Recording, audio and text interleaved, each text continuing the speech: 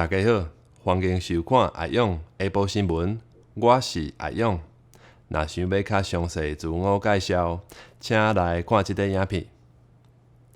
台湾南部因为正面遮风，已经落几礼拜雨咯。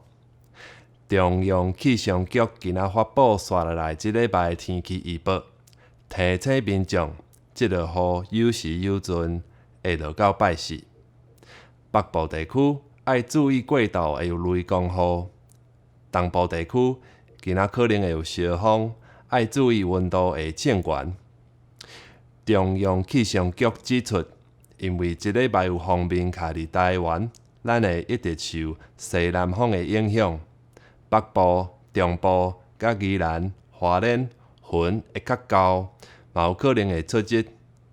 因为落雨的时间无长，北部、东部我到的时会特别烧热。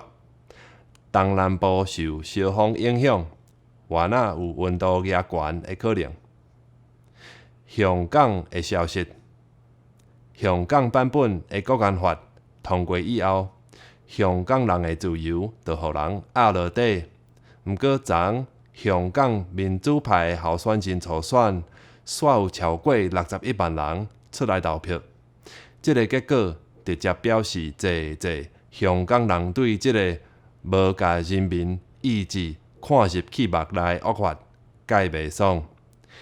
中国的民主运动者王丹认为，香港人对中国愈来愈无认同，因一定会摒性激头脑来对抗中国，而且会做成现主事的即个状况是中共政府家己做得来。